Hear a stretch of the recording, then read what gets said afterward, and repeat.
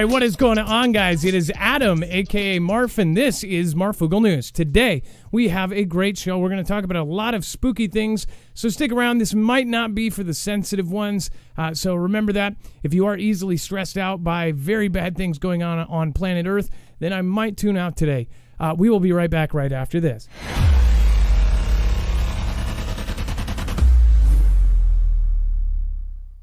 Nothing in this show should be considered legal, medical, or financial advice. The views of the callers can differ considerably and do not necessarily reflect my opinion, Dex's opinion, or anyone else who works with the show. You should always do your own research and consult with professionals. The internet is full of fake news, so please take everything with a grain of salt.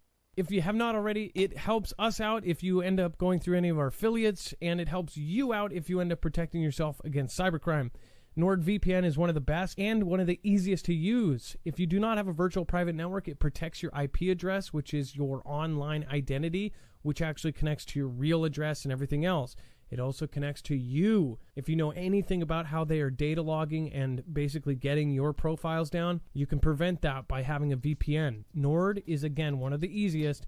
Download it. It's like an on switch and off switch. All you have to do. Go to marfooglenews.com/VPN. Not only will you get a giant discount on this, but you will also be helping us. I appreciate your support, and I appreciate everyone that goes through any of our affiliates.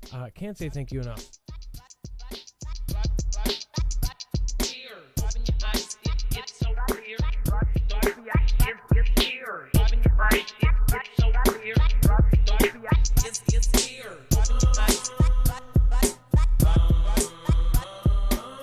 All right, what is going on, guys? It is Adam, aka Marf, and this is Marfoogle News. Today, we have a great show, and I just want to welcome in all of the new folks that are joining us now. It looks like Dane Mama, Tom Doe, and others have just subscribed, so thank you so much and welcome.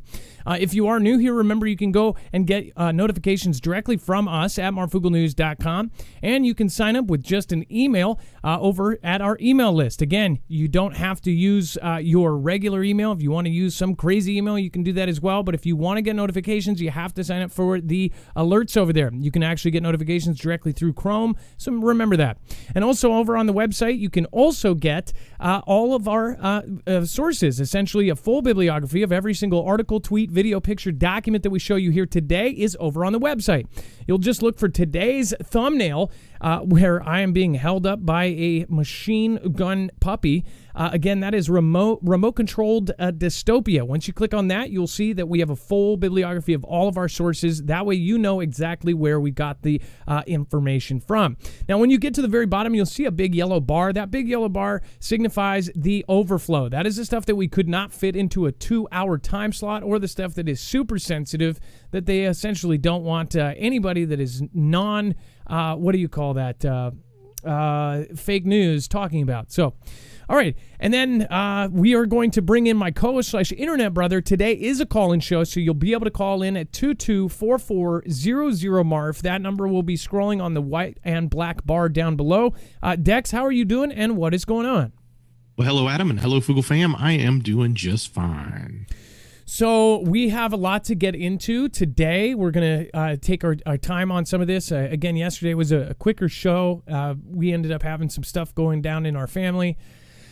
Pretty crazy stuff, actually. So I'll probably talk about that later, but stay tuned. This is definitely a good one. And I will try to give a warning before some of the scarier stuff so you can get most of the news without getting nervous or afraid of stuff. Now, remember, none of this should be making you afraid, but understand that we're not going to sugarcoat what is happening in the world, and our opinions line up with most of our audience, which is that something massive is coming. It feels like it. It looks like it.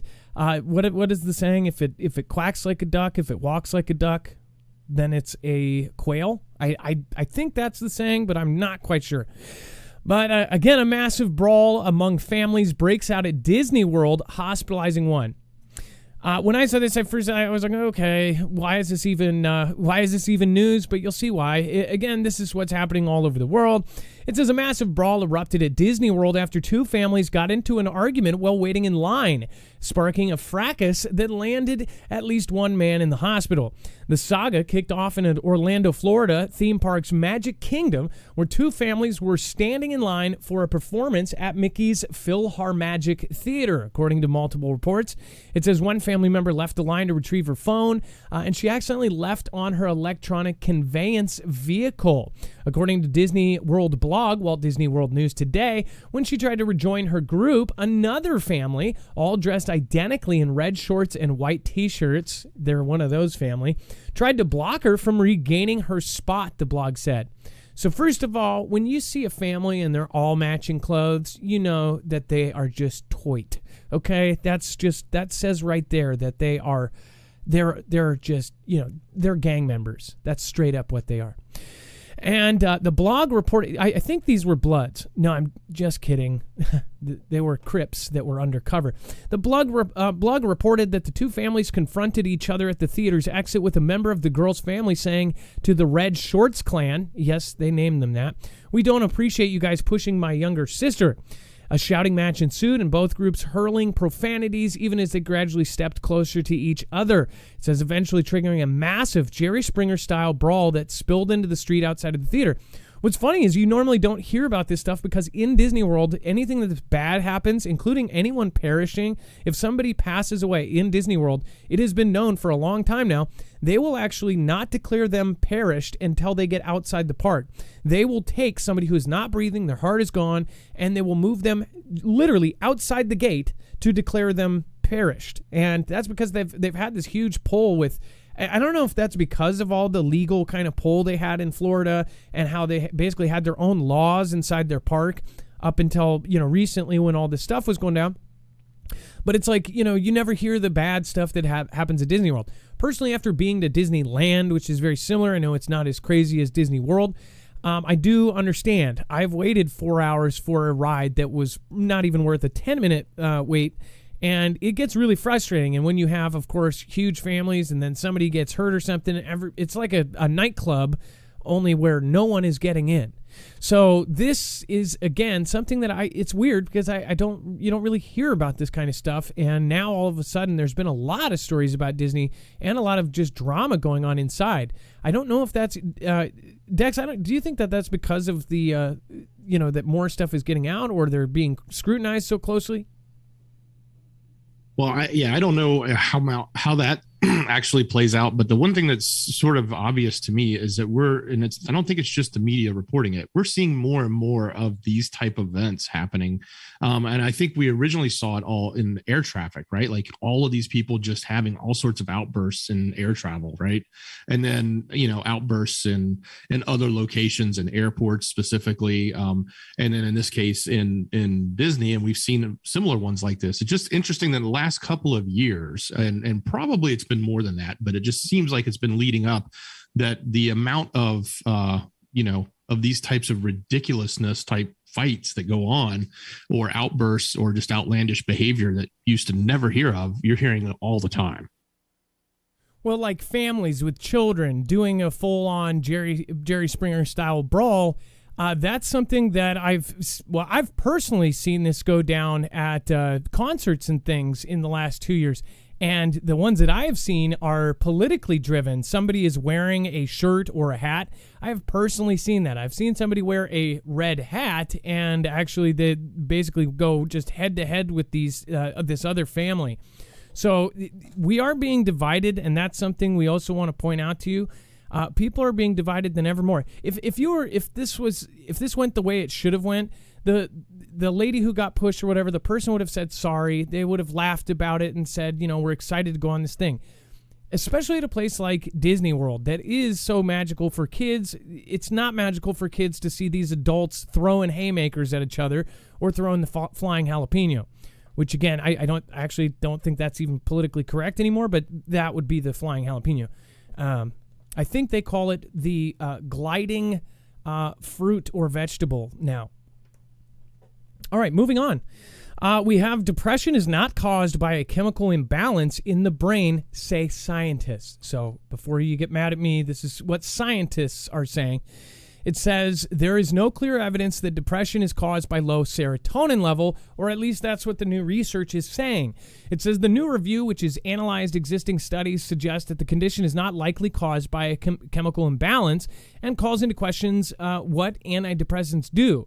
What's funny is I actually just talked to somebody about this as well, is if somebody is hurt, the only way that somebody is going to come out of a serious funk, we have somebody that's close to us that's going 30 years old and just very depressed and going through just a whole thing.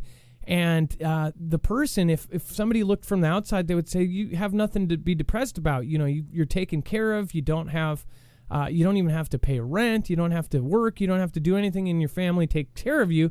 You would think, oh, well, they've got nothing there. And a lot of people say, oh, well, it's a chemical imbalance or it's this or that. What exactly do antidepressants do? Now, I bet there's probably a lot of Foogle fam that say, I take antidepressants and it works really great.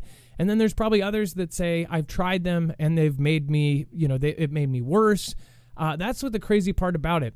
I also think that antidepressants, like anything else, these big companies want to gear it towards as broad of an audience as possible. So they'll make something that might be good for 10% of the population, but they want everybody to buy it and they want everybody to be taking it, because the more people that take their drug, the more they get paid.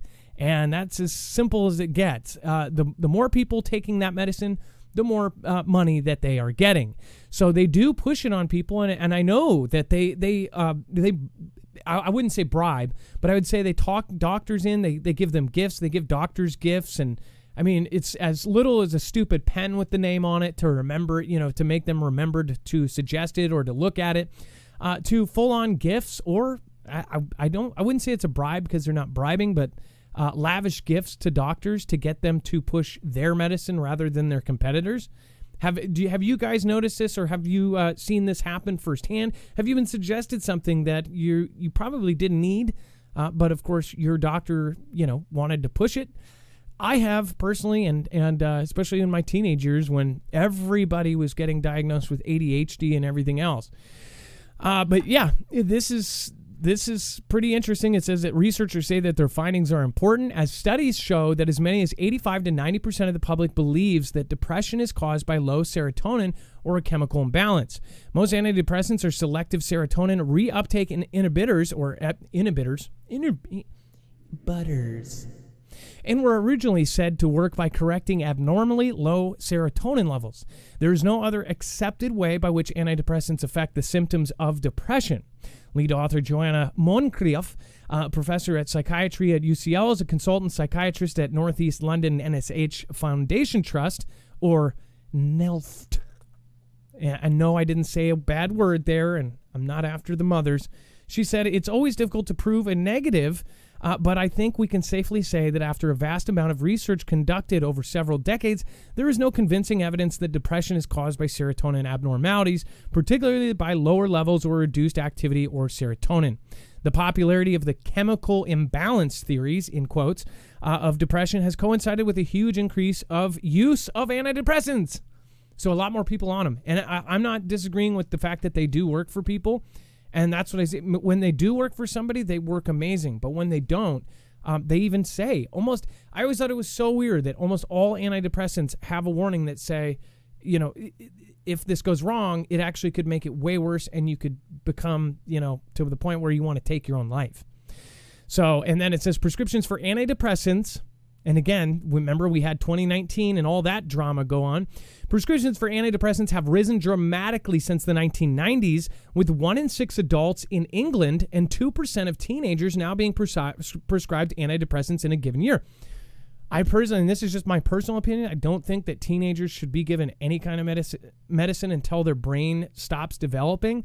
And again, I know that there's many of you that may, I know that one of my sisters actually has their third grader on ADHD medication, and it has worked wonders, and I've seen the change. But at the same time, I just wonder what later on, years down the road, if that would have affected the developmental health of their brain and how it actually structured itself throughout. Because we know men and women, at least until they're 20, their brain is still developing. And I definitely know that mine was. And many things can affect that from, of course, pharmaceuticals, drugs and alcohol, malnutrition, all sorts of things. But what do you think? Do you agree with me that you think that they should wait to do, pretty much any kind of medical kind of thing? Or do you think that some kids need it? And again, I do believe that I've seen it work, but do you wonder if it has affected the way that they have grown up? Hopefully in a good way. Let me know in the comments below or give me a call at 224-400-MARF. Again, thank you. Thank you, everybody that just popped in. Thank you, Kanos Kid, for being the last one out and supporting last night. Thank you over on D-Live. It looks like Kimbria, which you've been here, I think, every show this week. Thank you so much. Yobi, Chance Paladin, is modding over there. Of course, Yobi, I Love Jesus Forever. Stacy Bomba 74. And R. Tate says, if the millions get cut off of antidepressant, hey, that's actually an amazing point. So I didn't even think about that. So we always talk about how if we go to conflict with Xi and we all of a sudden are cut off of 97% of our active pharmaceutical ingredients that make, crucial things like, I don't know, our antibiotics, that's a big thing. We have talked before how the drug replacement therapies like methadone and Suboxone, if those get cut off from people that are basically going every single day to those clinics and getting those medications to stay off of the alternate. And then, of course, antidepressants. What if people are taking antidepressants solidly and then all of a sudden everyone gets taken off them because, again, there's some sort of shortage or whatever country ends up making it does not no longer sends it. So that's a thought, too. Great point, R. Tate. And then Karen from Columbus, thank you for popping in. And then on YouTube, thank you, everybody that is in chat right now. Looks like we have Grand Bargains, Shannon Crow. We have Jen Boyles. Lisa R. Hall is modding in the house. Startled Mouse, Ever Dazed. Thank you. For William, Texas, Survival Game, RJ Little, Sandban, and then Jazzbad Cerrone says Ceris and Coitapine should be banned, in their opinion. It says, why are kids so depressed? Well, look, Wide Awake and Angry, look at what's going on. Tommy P says, I'm on subs. Well, basically, I think it basically said that it would be hard if I think that's what they said. It skipped by too fast. Well, no, and another creator that I know actually talks about their problems with that as well, and they said it would be hell. They actually have done videos on that, and it's a scary prospect when you have a whole population that are doing that then ended up that would just cut out of the picture.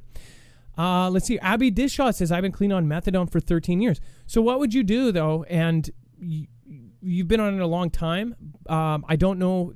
I know people that have actually gone every single day for years and years and years. They have to go to a clinic in the morning, every single morning to get that. And that's how, regulated it is for it. I just imagine what would happen if those clinics just all of a sudden disappear.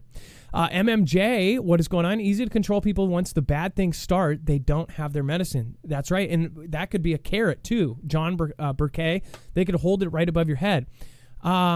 Wages World says that creator would be me.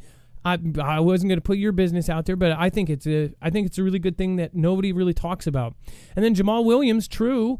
S. Hamilton, a sudden loss of psych pharmaceutical is the main reason I am off of all now. That's actually, so basically you saw that it may be taken out of your life. So you're like, I got to get it off of this before I'm dependent on it. Slim Shady, 13 years, get off of it. I guess I know friends and family, including the one I was speaking about, that, addiction is a really rough one to deal with. So, and you can't change anybody else. They have to change themselves. Cold sweats. And by the way, I've seen people that have lived normal lives after that or the alternatives too. It's a double-edged sword. That's right. My dad was hooked on Loratabs. I don't even think, do they make those anymore? Abby, what's going on? Rizar, Jack Boogie, Neva is here. Texas TW, and then Dope Heathen. Oh man, so many great people in here. Thank you guys for showing up tonight. What do you think though? Give me a call, 224-400-MARF. I'd love to hear from you. And then Amazon's self-driving robo-taxi is, quote, really close to human transport as vehicles passes key safety tests. It says that Amazon's robo-taxi startup, Zoox, that's what they called it, is, which again, Zoox, or it almost looks like 2000, right? It says is the first self-driving tech company to achieve a 5-star federal crash rating from the NHTSA, or the National Highway Traffic Safety Administration.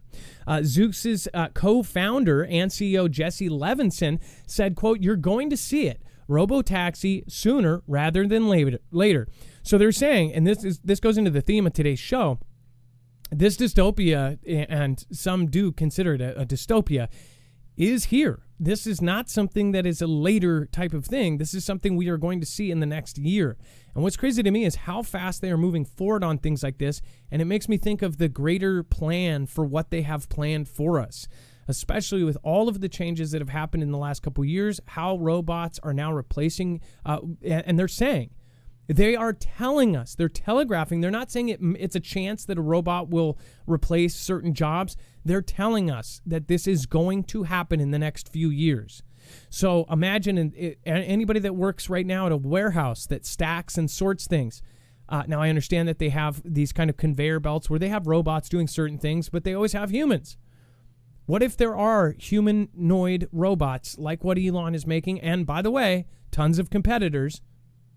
Or they end up putting people with, they end up choosing people with the Neuralink over regular people because their brain can process things faster or whatever. Either way, we're looking at a society where robots are going to be in our life. This is something out of science fiction, and it is no longer science fiction. And people should be afraid of this. I'm sorry. It is one of, people don't realize that the boundaries that are about to be crossed, you can't go backwards. You can't bring those jobs back. So just keep in mind, I would highly recommend people to get involved on a local level as well. If you don't speak your mind and write letters and do things like that, then you're not doing anything. You're always expecting somebody else to do it. That's not always the case. Pretty crazy, though. Pretty crazy. And then we have Robot Dog with machine gun, hints of a dystopian future. And it's not a hint. Again, this is the main subject, but this isn't even the main story here. We've got so many crazy things going on. I picked one of the kind of non-scarier things for this. But this is very, very freaky. It says, well, Boston Dynamics shows off their robot's dance moves. Other turns similar-looking devices into dystopian taking lives machines. Terminators, essentially, in a different form on this time, but it says much like their flesh-made cousins, robot dogs do not lack attention on the internet. Many have seen the footage of Spot, a high-tech quadruped developed by quadruped, sorry about that, developed by the US-based company Boston Dynamics, flaunting its dance moves. And if you haven't seen that, again, we have linked it many times. In fact, if you just type in Boston Dynamics on our website, you'll find the linked videos. But that's where they do it to like a 60s classic song. And in fact, now they have the walking humanoid robot. They have the dog. They have these other robots that run. And they all do this coordinated dance. It's silly. They're spending millions and millions of dollars, if not billions by now, on these things. But people need to realize that has a huge, bigger reason that is coming. It says, even though the Post author discusses robots Boston Dynamics makes, the one seen in the video is not made by the American company. As Sean Gallagher, a senior threat researcher at Sophos, points out, the robot dog is of Xi origin. It's made by China. And it says the design of the robot looks a lot like the Geo 1 dog Unitree Robotics makes. For example, the backside of the device in the video exhibits a distinct pattern on a plastic covering between its hind legs. A similar design is visible on devices in Unitree's promotional material. It says the Hangzhou-based company is selling the Geo 1 model of the robot for $2,700. Now, that sounds like, yeah, it may sound a lot for like a toy, but this isn't a toy. This is something that they're putting a 50 cal on. or at least I think actually they're lower caliber now, but again, this is something that they can put something on and control it and go in and take people out. It says a fraction of over $75,000 that the American-made Spot would cost its owner. So we talked about that. $75,000 was actually people talked about how that was groundbreaking, that it was so cheap that somebody could buy 10 of those for less than $100,000. Or I'm sorry, 10 of those for less than $1 million. And now you have yourself something that they could, if government, which had millions of dollars, they could put hundreds of these on the street. It says, well, the robot doesn't seem to handle recoil very well with the bang bang on burst fire mode. Switching to a semi-automatic setting allows the robot to hit targets without moving around too much. The robot in the video has patches on its surface with insignias associated with the Vladian military. A Vladian flag on one side that seems to be a wolf, which, of course, Russian Special Forces use. So let's see here. We've got a picture of this, and this is what was on the thumbnail here. So this is essentially a rifle on one of these dogs, and this is only $2,700. Again, you know, people, you can't buy a Honda for that, but you can buy a Terminator-style robot that can go in and take people out without any kind of contact. This also has systems. I'm sure the base model is just a dog. I'm sure it's more to get the attachments like this. But this is what many countries over the world can grab from them for $2,700, or even if it was double that for the attachments with this, and then attach one of these on, and they can roll in and take people out. With cameras and everything else that's on it, I'm sure it's a little bit more, but still, we're talking, and I don't know, that would be really crazy if it was $2,700. That shows you, though, how much they overcharge for things. If they are currently making them for $2,700, our $75,000 is because, it's not, you can't say that it's because it's made here and that's made and it's jumbo crap, because we have sent our military stuff that you think is made so well. We just got in trouble for sending a bunch of it over there to be made to our technical adversary. We're like, oh, hey, let's let our enemy make our weapons. And then let's let our enemy make our drones that we were flying around forever, including the DJI fiasco that we covered over the last 2 years. So pretty crazy. In fact, there's many more pictures of this and the other angles and the different things that is attached over on our website, marfooglenews.com.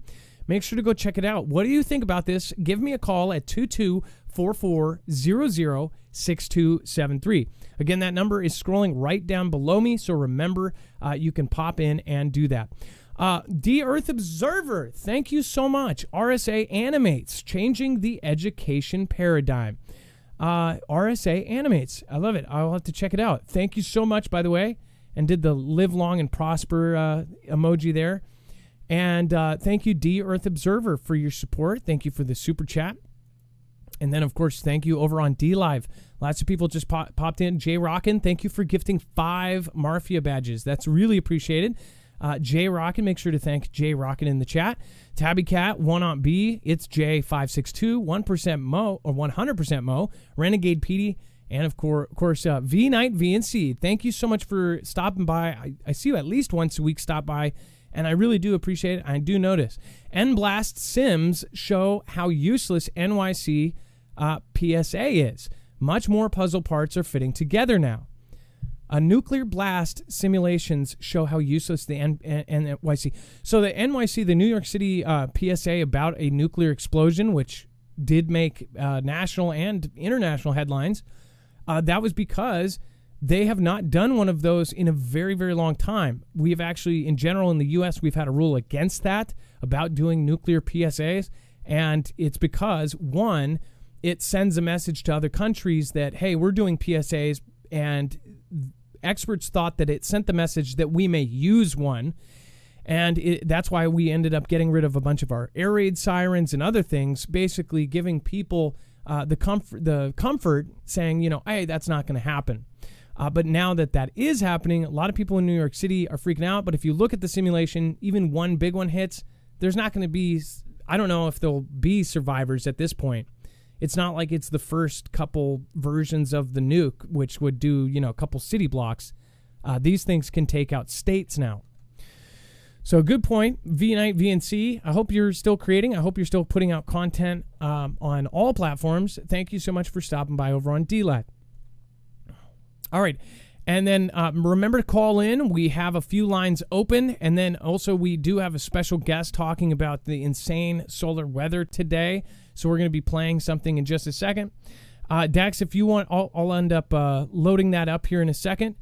And while I just want to remind everybody, if you haven't already, make sure to go over and check out marfooglenews.com/prep. If you don't have long-term survival food and you've been waiting to get it, I'd highly recommend getting it now. It's kind of like if you were to have a house and sell it, you'd probably want to do it now rather than later before the whole bubble bursts. Well, the same thing goes here. The price is going up and up and up.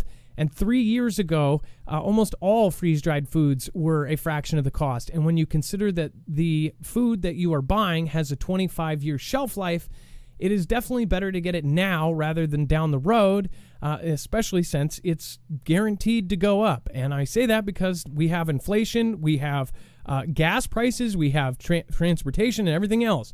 The one thing that is really great about this company, about My Patriot Supply, is throughout all of CV, they did not raise prices.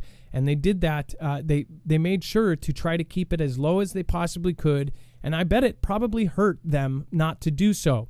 But they did have a message. They did want to get as many people prepared as possible. This is freeze-dried food that is, of course, sealed MREs, ready-to-eat meals, again, that will last 25 years. If you want to go get a 72-hour kit, you can go over and do that. If you want a 1-month kit, you can go do that. If you want a 3-month kit, it will have buckets that are sealed with MREs inside that have everything you need to survive. Now, this doesn't have to be for the end of the world. It can be for a storm, an earthquake, a disaster. It doesn't matter where you live. There is most likely a regional disaster that will just totally screw you if you're not prepared. This is great because you can take these buckets or any of the MREs and you can store them wherever you want. Again, you can put them in your basement, you can put them in your trunk, you can go put them in your cabin, bury them. Whatever you want to do with it is up to you. Again, marfooglenews.com/prep, and then make sure to go also check out all the other stuff they have there. They have iodine tablets. If you are one of the few that is concerned about the nuclear anything, then make sure to go over and get there. And then you can also get an Alexa Pure Pro. It is a gravity-fed water filtration system, which I recommend. It is a fraction of the cost of some of its competitors, but it does all of the best, greatest stuff, like getting rid of 99.999% of contaminants, pharmaceuticals, bacteria, pesticides, chlorine, fluoride, lead, pretty much anything bad, because not many people trust the water nowadays. That's marfooglenews.com/prep. And then Dex, I loaded the video here. That we're going to have, of course, keep that phone ringing, 224400 Marf. We're going to play an update from Wages, and essentially what is going on is there was some major solar weather. So again, we'll play that now. Coming at you with a little bit of a space weather update. We've had some stuff going on, guys. We had a solar... Let me just start that over. Guys, what's up, Foogle fam? Wages World coming at you with a little bit of a space weather update. We've had some stuff going on, guys. We had a solar tsunami, and we're going to have multiple days of geomagnetic storm levels. And the tsunami erupted with the CME also. This one looks to be significant, and I'll show it to you here in just a second. But let me go over what they are forecasting for us right now. On the 21st, 22nd, 23rd, they're talking about geomagnetic storm level 1.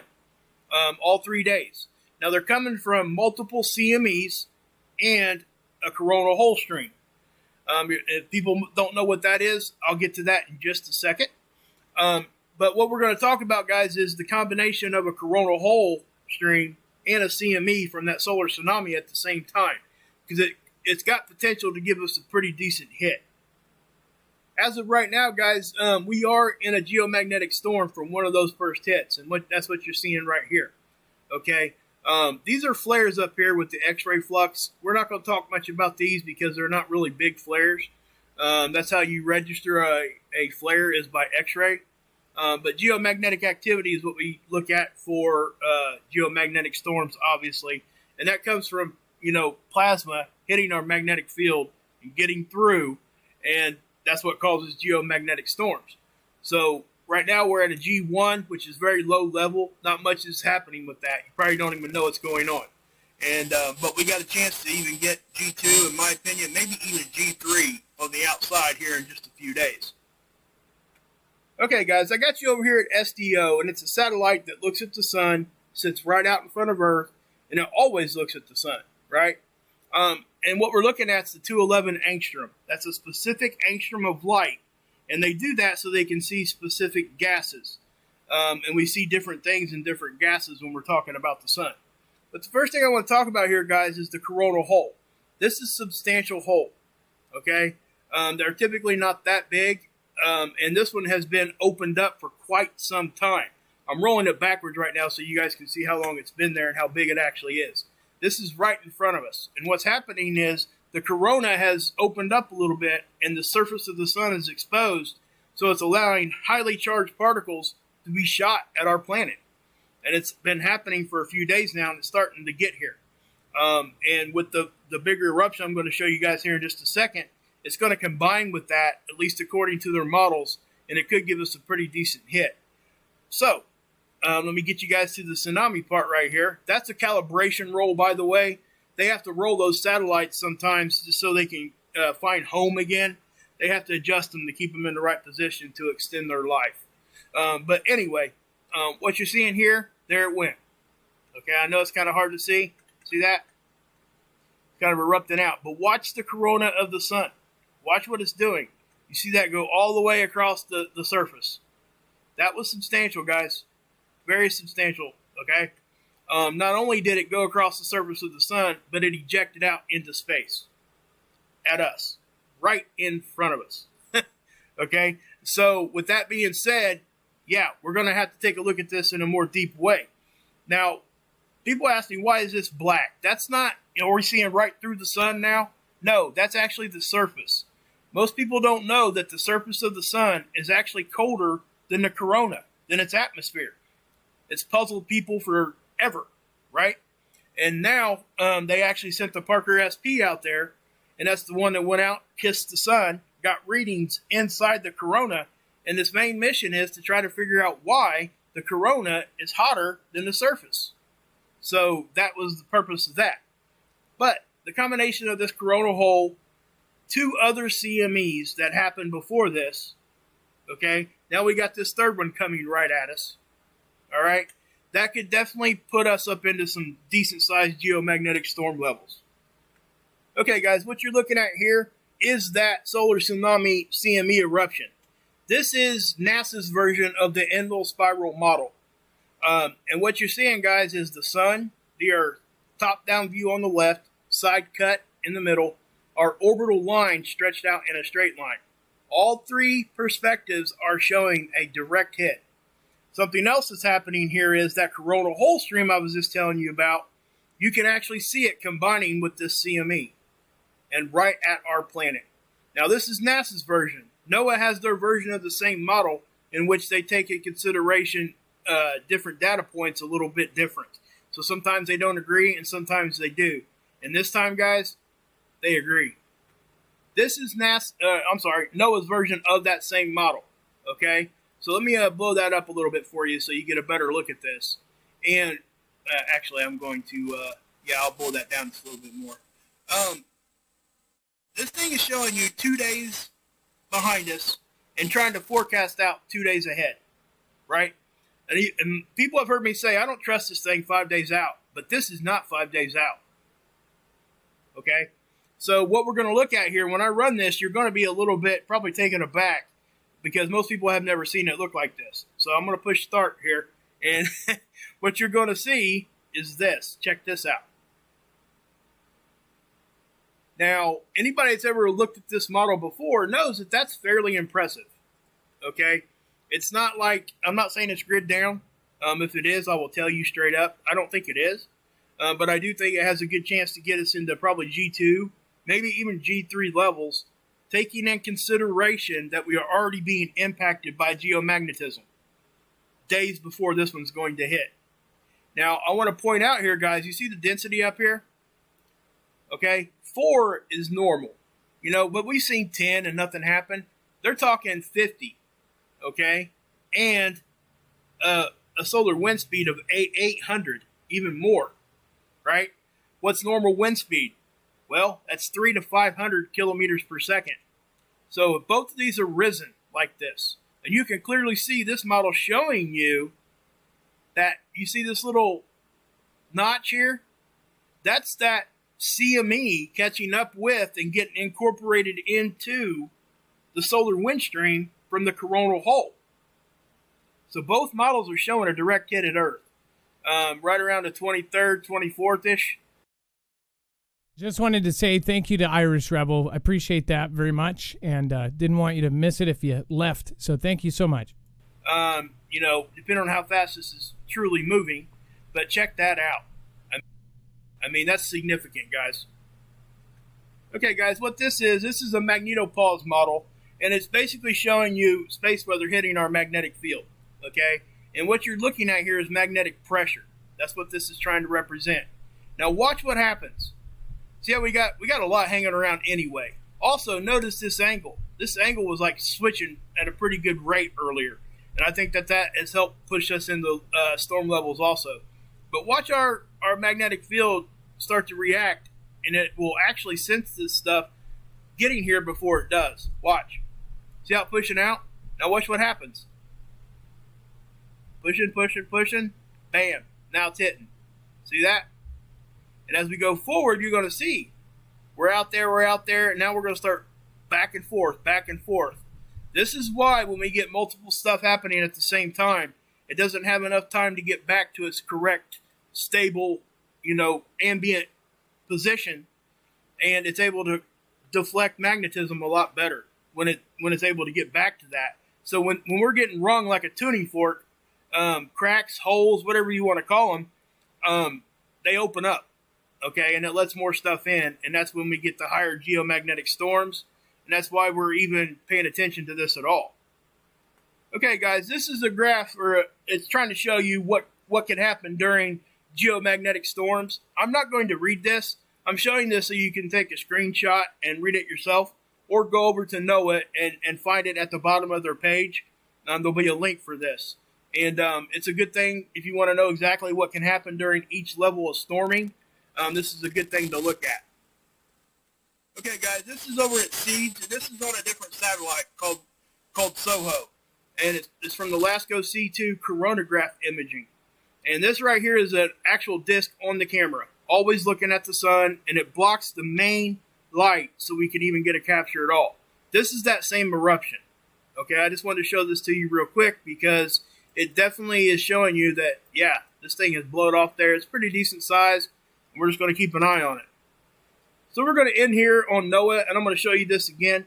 But I just want to say thanks to Adam and Dex for allowing me to be a part of this and give you guys updates. And I hope that if you guys hear this, I've articulated it in a way you can understand. If you've got any criticisms you want to give me, please send them my way. I do take them serious as long as they're respectful. But yeah. So anyway, guys, we'll have to pay attention to see what's happening. Anything else happens, I'll give you guys an update. I'll at least pass it along to Adam and Dex. And have a great one, guys. God bless. Yahusha saves. And yeah, I'm Blue Kool-Aid from back in the day, and you can still drink this Kool-Aid, I hope.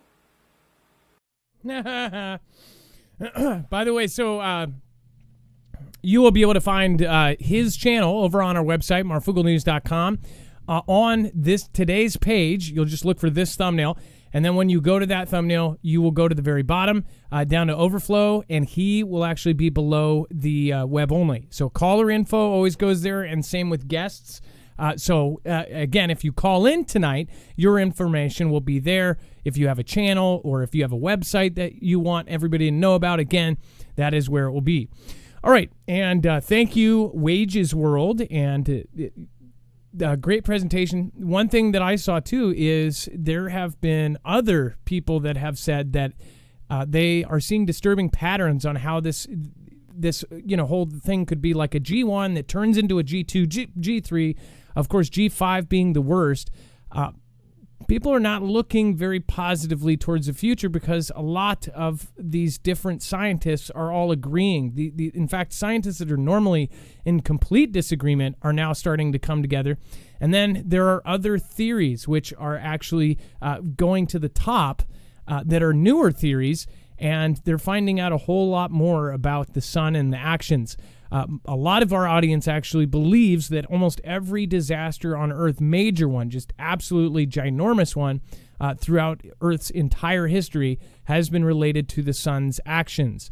But other than that, I mean, we could lose everything. We could lose all power, all satellites, all everything. We could lose our entire grid, which is, again, not ready for a massive CME. The last time a big one happened, a Carrington-level event, was back when we had telegraphs, and even the telegraph wires actually lit on fire, and even the headsets that the telegraph operators wore ended up catching fire, so they had to take them off. That's how strong it was. And those telegraph machines, those were 10 times less sensitive than what we have now, our computers, all of our stuff.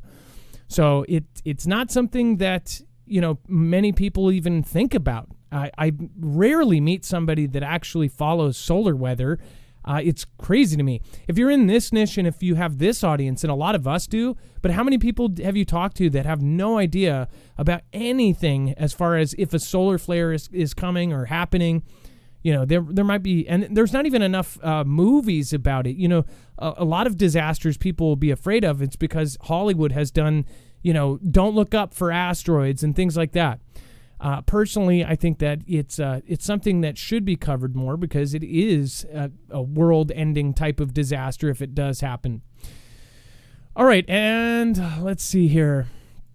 We're going to go back into the news. If you want to call in, you can call in at 224400 Marf. We're going to be getting into the meat of the show. I also want to say thank you to Irish Rebel. Thank you for chiming in during the piece there with a very, very generous donation. Thank you so much, Irish Rebel. I appreciate that. Thank you, and thank you. And again, it doesn't have to be that way, so thank you so much.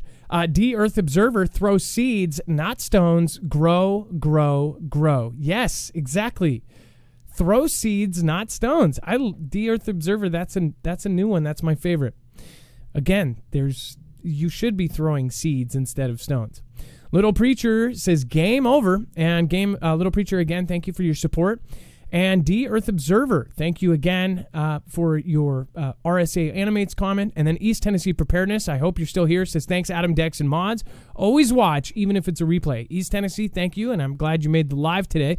And then, of course, Survival Living started the show off, so thank you so much. And I hope you're still here, CFP. I appreciate that very much. All right. And then let's get into Webb telescope suffered uncorrectable damage in a micrometeoroid hit, NASA report says. So, okay, this is probably, I'm surprised this isn't going to be bigger than it is. Of course, I'm surprised right now. On the side, I saw that some 50,000 people are watching that crap show going on. And if a micrometeoroid really does, it's kind of convenient that this thing puts out a few pictures and then now a micrometeoroid hits it, right? And who knows, maybe they just don't have the budget for animators. Dex, go ahead. I was wondering, how long it was going to take for us to get some sort of message that all of a sudden this is not working. But it's not as dire as it sounds. They actually planned on these to hit it, and they actually had like 8 of them hit it over time. Since it's been up there, which is like, it's basically on track for the amount of strikes it's expecting to take. And these are really, really tiny. I mean, they're microscopic hits. But the problem is the most recent one was much bigger than their model allowed for. In other words, they have this huge mirror and they expect to have it degrade over the next 20 years based on having so many of these micro hits on it that cause it to have problems, and they have to retune the mirrors. But this time they had one hit that was actually bigger than they expected. So that's causing them to wonder if their model, the computer model they made to say, okay, how long will it last? It should last 20 years, if it's actually accurate or not. So that's where the problem comes in. At least this is what they're technically telling us, right? So it could be that they come out and tell us, hey, the thing's only going to last a year, or it can only last a few days, or 10 years or 5 years. But yeah, this is really. I was surprised to see they're going to come out right off the bat after they show us all these wonderfully colorful pictures from infrared that they're going to now tell us that it's not working, or there's going to be some sort of bad thing happening to it and we won't be using it anymore. Well, like I said, maybe they don't have the animator budget because they sent it all to UKR. Webb has been hit by at least 6 micrometeoroids since this December launch, equal to roughly 1 impact per month, matching expectations. According to the report, the damage to the C3, however, has engineers investigating whether the impact was rare, meaning it could happen once every few years, or if Webb is more susceptible to damage by micrometeoroids than pre-launch modeling. So basically, exactly how Dex put it is they could say, turn around tomorrow and go, oh, something hit it, and now it can't send any more pictures back. That would be a multi-billion-dollar waste of time. Sort of like certain conflicts. Europe's economy is in dire straits. This week presents a crucial test. Europe's economy, which accounts for almost a fifth of the world's output, is facing its toughest test since the demic erupted more than 2 years ago. It's as a cocktail of risks threatens to throw growth into reverse at a moment of deep uncertainty. Like the U.S. and other developed economies, Europe is dealing with red-hot inflation. Again, this is worldwide, and that's something that is just, it bothers me because this whole thing happened across the planet, and we saw some of the models before this happened. We showed you, we said, hey, it looks like they're planning for this exact thing to happen 4 or 5 months before it did. We showed you that. That's why you pay attention to the little stuff. That's why you pay attention to what people are drilling and exercising for. We showed you guys this, and then once it happened, of course, it went all over the place. What's even crazier is the fact that everywhere is doing the same tactics with their media. Everywhere is divided. Look at every country. Type in any country and protest, and you'll see that people are protesting against each other, not against the corporations. They're protesting against the other side of people, the people that don't control everything. That's what blows my mind, is we are so divided. People are infighting.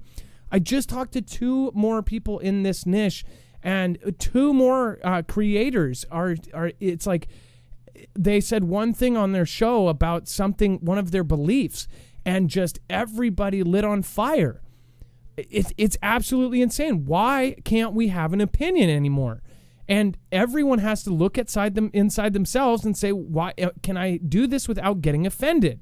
And it's almost impossible. It's like everyone gets offended about everything now. It's incredible. And it's part of society. Society has now basically trained people and put it out constantly that if somebody says this, that's bad, and you can't say this, and you can't say that. There's no sense of humor anymore. Comedians are afraid to make jokes. I mean, it's just absurd. Instead of freedom of speech, it's freedom of reach. And it's like everybody, they don't want you saying anything that goes against another belief. And it goes both ways. Sometimes when I'm watching both sides of the news, both sides do it. And it's frustrating when you cannot understand each other if you don't hear the other's side. And you can't find where the middle meets, where the truth is and where the meat is, because you're only paying attention to one side of it. Today I saw earlier during this whole committee thing, they showed that a diagram. They actually had an animator diagram the White House and show 2 colored rooms, the rooms that he was in during this thing. And it showed that he was watching Fox News, and they even did an animation of it zooming in to, like, it looks like an architecture kind of setup of all the rooms, and it shows him in a room. They only animated the table with 6 chairs and the TV, and it shows that he was watching Fox News for 2.5 hours during this day. And she's reading her script out, and I'm like, why is that necessary? What if it was the last president and they said he was watching CNN for 2.5 hours? Why was that even? Well, they could just say he was watching TV, but they had to say he was watching Fox News. And right when they zoomed in and they actually had a clip of Fox News of what he was watching at the time, and they showed something that would trigger people and go, of course he watches Fox News. And then Fox News, of course they're watching CNN. It's just absolutely absurd. As far as the world, though, it is falling apart, and we need to be together more than ever right now, not fighting, not worried about each other. We need to be worried about the people above us. That's what gets me, is nobody is seeing that we've been trained to hate each other. Dex, go ahead.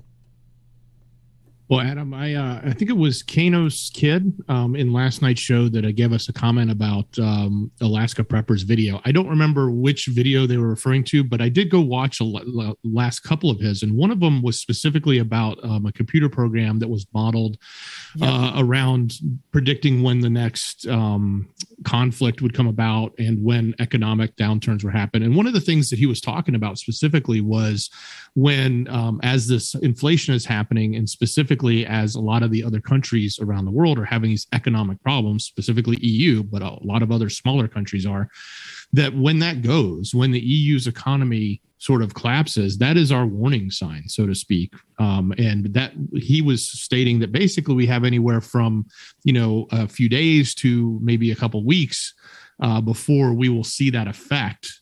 So that's why this is really important. I know a lot of people in our audience are here in America, and not everybody sort of tunes into what's happening around the globe all the time, unless it's a really, really big event. But in this particular case, paying attention, to the economics and the economy of other countries, specifically those that are very significant to the global economy, like EU. And don't forget, while they are just individual countries, they're all together as a union. That's why they're called the EU. So they basically have pooled all their economies together, with the exception of a few that aren't part of it, and with the exception of the UK, which left it.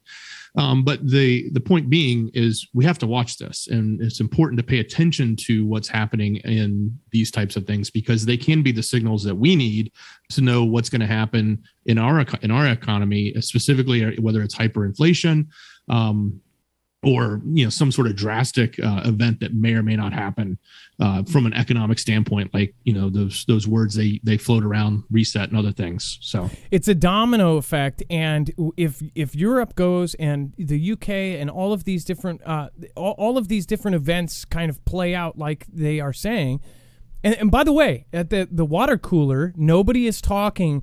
I doubt that at the office while they're grabbing their coffee, they're going to say, Eric Nelson, Group Chief Economics Advisor at the Italian bank Unicredit, says, quote, we're not in good shape. I think the odds are we will have a recession in Europe over the winter. That's not people are talking about it in mass, right? So nobody's paying attention. People are watching this other clown show, or they're watching something on TikTok, or they're doing this. You guys are paying attention to these little things being said, and these little things being said are extremely important. They're putting together, and they're desensitizing everybody to what's about to happen. It again, for a recession to happen in Europe over the winter, like in the next few months, if that becomes true, that's going to hit everywhere. And we're already at 8.6 inflation. We're already at $8, $10 gas prices. We're already at $10 loads of bread. We're already at poultry and meat, and almost everything has gone up. This is going to the higher this goes, the more it gets into the higher and higher ranks, and then all of a sudden everybody's screwed. This is why preppers prep. This is why people are getting extra food. This is why people are getting extra water. This is why people are having plans for what happens. What happens if I get replaced in the next 5 years? People put 5-year goals together. I would say, hey, can my job be replaced by a robot? That would be in my long-term plan. I can be replaced by a robot. They're actually talking about AI creators they're already doing it. There could be, I would not be surprised if they had an AI conspiracy theorist. And they are making animations. Anybody who does art or painting, that does Fiverr or something, that does contract work, you're going to be replaced too. If they want, an elephant on top of a purple hill with a logo on it, not only can they have AI do that, they can have an AI program not only do it in the style of Picasso, they can have it done in the style of information poster. They can have 5,000 styles immediately put up, and they can just pick with every single custom thing that they need. So I would be looking at Europe right now and watching exactly what happens. Go ahead, Dex. Yeah, the images you're talking about, that's DALL-E. It's part of the OpenAI project. You can actually go to the website or go to Instagram and see all those pictures that they keep making. You can sign up for it too and get on the waiting list to have access to use DALL-E, where you just tell it, I want to see a picture of a pumpkin that looks like Mick Jagger floating in an astronaut suit or something like that, and it'll just make it. And it will make it in 5,000, 10,000, a million different infinite combinations. And these companies are going to go, well, are we going to pay a Fiverr artist thousands of dollars to do this painting that will end up in a marketing campaign? Or are we going to pay nothing and we're going to have this thing make 5,000 options, and with 5,000 options, one of those is going to work? So I would keep in mind, they're even doing TikToks. There's animated TikToks right now that they, in fact, all of the ads on TikTok and these platforms that are growing extremely fast, and people's attention spans are shrinking extremely fast. Those ads, there's almost all the ads, they make them look like it's just somebody with their cell phone, because that's what people relate to, is just like a mom on the phone saying, I love this new product. It's called L Wrench, and it turns things. I don't know what I would do without this. I couldn't put my my crib together without it. It's an ad. It's being paid for. And guess what? They're going to make animated versions of it next. The L Wrench by Banco. Updated ground stop at National Airport after report of drone in the area. So they saw a single drone and they stopped everything. It says departures from Reagan National Airport are delayed as a result of a ground stop caused by an unauthorized drone in the area. The ground stop went into effect about 1 p.m. according to the Federal Aviation Administration website, though at 1:45 p.m. it appears to have been lifted. So something was happening here. Do you think it was a DJI? Give me a call at 224-400-MARF. The ground stop and delays follow reports of someone flying a drone in the area. Drone flights are generally prohibited in the airspace surrounding D.C. and in a manner that interferes with airport operations. The Metropolitan Police Department's helicopter was seen circling over the part of Alexandria south of the airport, apparently in search of the drone and its operator. So one thing, too, is many of the drones, they have a built-in map that you can't get past, that it won't lift off unless you have clearance or you go through a special app to get a code to get clearance. So I'm actually surprised that that maybe this is either a cheaper drone or some drone that does not have that kind of system. But I know that, like DJI now, it's hard to take off anywhere. It says the Metropolitan Police Department, of course, was looking for it. They did not find it. But again, we always question, was that really what happened? Carol McLean says, always valuable information. Thank you, Carol McLean. I appreciate your support. Ron Foster, prepper fiction author here. Can I send you some free books? Mineral water. That's actually a smart way to do it. That's a very clever screen name there. Ron Foster, prepper fiction author here. Can I send you some free books? Of course you can. We actually have a fiction author here as well, Chance Paladin, one of our mods, does a really good books about, of course, the end of the world from the perspective of the Northwest. So make sure to go check out Chance Paladin's books. I would love to, yeah. But I would definitely email me first, though, so I can get you to the right place. All right, and then former Chinese state media editor suggests Nancy Pelosi be restrained and punished by Xi Jinping for visiting Taiwan. So again, this is the former Xi state media editor, again saying that they believe that she should be punished and even taken. It says Xi's government warned Tuesday it would take forceful measures if Pelosi visited Taiwan after the Financial Times reported she would travel to the Xi-claimed island nation next month. And it says the former chief editor of the Xi Communist Party state tabloid, the Global Times, suggested that the country detain and punish U.S. Speaker of the House Nancy Pelosi for even visiting. It says Pelosi and her delegation will also visit Indonesia, Japan, Malaysia, and Singapore, and spend time in Hawaii at the headquarters of the U.S. Indo-Pacific Command. basically, that sounds like an amazing vacation. Man, could you imagine being able to have a job where you get to travel to all of those places? And not only that, you're not traveling like the low end or cheap hotels. They get put up in immaculate places no matter where they go. So that woman is pampered wherever she goes. She's also third in line for the president.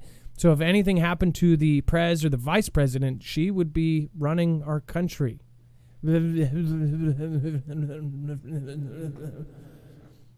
That, by the way, was an imitation of the first press conference. All right, moving on. We're going to cover the Air Force open to sending A-10s to UKR for fight against Vladia.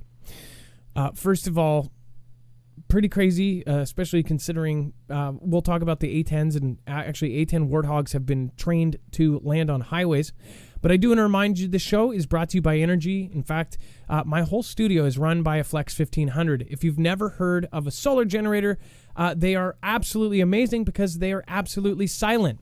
At least the Energy Flex 1500 is, and I keep saying it's one of the only. It is the only solar generator that can be equipped with an EMP shield. As of now, there are no others. So again, if you want an EMP protected solar generator, then I'd highly recommend Energy. This is also expandable in its own footprint. That means you've seen some other ones that you can add more batteries to, but this one actually has the connections built in, so you don't have gigantic wires coming out the side. And if you have 96 batteries, I can't imagine the mess that you would have. These can be done in actual stacks of 5, and then you can interconnect those with a single connection, and then boom, you've got yourself a actual solution for as much power as you need. This also has upwards of $170 off on certain packages, so make sure to go to marfooglenews.com/energy. This is an actual solution. If you've ever gone through a blackout, let alone a disaster, then you know how important having power is. This can be powered by solar. It can be powered by the wall. It can be powered by, of course, the car. So that it's very flexible in that way. It has smart batteries that know where it's coming from. In fact, it can take multiple inputs at the same time. Not only that, you can even mod it to take 3 times the amount of panels per battery, which is absolutely absurdly amazing. So if you want to charge it like that, you can do so. Again, solar panels, I would highly recommend the foldable, portable panels. They have a handle on them. You could take 4 with you. One person could carry 4 of these. And again, you can carry this with you, or you can make it a full-on wall of batteries. So it's great for tailgating, for construction. If you want to power a drill, you want to take it with you, power something, power music at the beach, or if you want uninterrupted power supply, boom, you got it. Code Marfoogle, make sure to use that to get a discount on some of the packages. They have packages that include all sorts of cool stuff. Again, it's quiet. Nobody's going to hear you from 3 blocks away, and know that you are running a generator. All right, and then, and you don't have to pay $10 per gas per gallon for this thing. You don't have to buy any gas. All right, let's get our next caller on. Our caller is in queue, and it looks like you are live. Let's see here. We have Debbie, first-time caller. Hostility and lack of respect in public. Hello. What's going on? Debbie, how are you doing? Hey, well, I just wanted to comment about that first story you were talking about. I'm a 70-year-old woman who uses a cane, and I try to get around on my own. I'm crossing a crosswalk, and I have people who honk at me, gun their motor, move up a little bit at a time just to try to make me go faster, even though it's still a red light. The amount and lack of consideration is just amazing to me. And I notice it in a lot of places, shopping, just general everyday things. And I think something's going on that is riling us up and making people feel angry. Do you think it has something to do with the air or the water or something in the food? Or? Well, I wonder if it's what they're spraying. I wonder what that's about. But I think that some of it is led by our fake news. Making us mad at each other. That are going out around the world. Basically, they're angering us and just pissing us off, and we're all offended. We're all pissed off at each other. We're all fighting, and we're all just ready to snap. Kind of like that, again, like this first story with whole families throwing bows at each other for no reason, just because somebody cut. I mean, even if somebody cuts in line, it's not worth a fight. Exactly. And, at the same time, the generation that's, like I say, I'm 70, the younger generation, they're so entitled and, pardon my French, but they're a bunch of thumb-sucking mama boys. They don't want to work. Well, that's what my dad would have called them. I mean, get up, put in your 8 hours, and work like you deserve it. And you don't see that happening a lot. No, that's why the number one, the number one thing that you see is they want to be a TikTok creator now. They just want to do 30-second videos and they're going to make it. And you see it in public now. Everywhere I go, I see somebody doing a dance or doing something. And it's like everybody, kind of wants to take the easy route. Again, I worked 2 jobs for 20 years straight, and it was not fun. And I had to raise my kids with it. I mean, I guess I worked early, and a lot of people in our generation did, and your generation. But now kids don't even want to work. Kids don't want their first job at McDonald's or Wendy's. They just want to be able to skate by. Well, and if they do get that first job, you go up there and they're playing on their phone, and they'll get to you in a minute. Oh yeah, I can't get over it. And at the same time, especially, I was a single mom. I worked 2 jobs too, and raised my kids and did what I could, and we did without. But you look at this generation now, and you ask yourself, what happened? Did this generation get raised with everything, the spoon to the mouth? Why are they this way? And I have to say, I blame TV. I blame all the programs, all the games that we've got for these kids. It's amazing. And, and I could go on. My sister, who is 7 years younger than I, we talk all the time about starting a podcast calling it 2 Old Ladies Just Bitching. Because we think we've got something to say. We're just not sure anybody could listen to us anymore. Well, Ann Lynn proves that can happen. They started a show, and I think you actually have something there that people would probably tune into. As far as I think a lot of people relate to this, and I already see it in chat too. People see this. This is social media I think has torn us apart from the inside out. And when you understand the root of social media, of LifeLog from CIA, and how LifeLog closed down and the same day or the next day, Facebook was opened. It's like Facebook was the start of it, but it wasn't the end. And now it's morphed into this attention span shrinking, biased, absolute narrative controlled monster. And it has taken everything from us as far as people don't realize that this social media has a bigger part in the control of the world than anything. Look at what are people watching on all sides and corners of the earth. They're watching this. People in these countries that never even had electricity, now they are getting this put in there.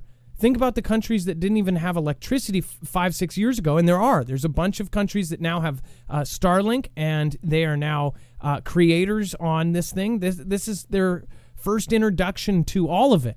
They want to get everybody on social media. They want to get everybody tracked and traced. They want to have everyone in a bank account.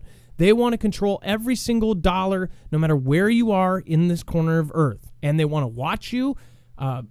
I mean, it's absolutely crazy. We volunteered to do this. We're even addicted to it. It's absolutely insane. Well, and it's ruining the children that are coming up. And at the same time, I think it's contrived. I really believe that whoever it is that's really controlling all this stuff. And it's not Putin and Biden. It's not them. Whoever it is, they're behind this and they're pulling the strings and they're moving us exactly where they want. I mean, when I was a young person, I was laying down in front of tanks. I was carrying a sign. I thought I was making a difference. And I found out very quickly that I wasn't. I don't know what makes the difference. I wish I did because I do it. Wow, that is wisdom right there. Well, again, Debbie, it's your first time call. I hope it's not your last. I'd love to hear from you again, and I mean that. Okay, well, I love you and everything you guys do. Well, thank you so much, Debbie, and we got your back, and I hope it gets better. We can, at least we can pray and we can hope that it gets better, but we can also prepare for it not to be. Thank you so much. That was Debbie, and Debbie, thank you so much. Debbie from California, and gosh, you have to suffer through the California, the stages that California's gone in the last 20 years. Wow, that would be really hard. I can't even travel through California. One of my sisters is down there, and I don't even want to visit. No offense to you California folks, and I know that it's in the main cities that it's pretty bad, but San Francisco is very. I mean, there's a lot of comparisons in downtown Seattle. Seattle has become just an open air drug market. It's a tent city. The courthouse, which you would think would be one of the more patrolled and cleaner areas, that is our tent city now. The entire park next to the courthouse is, and it's not that the homeless folks are all bad. It's in general, the groups that are down there, they are down there for a reason. There's a lot of crazy stuff that's going on, and it's funny because people will say, oh, I want to support the homeless, but then again, they don't want the tent city next to their house.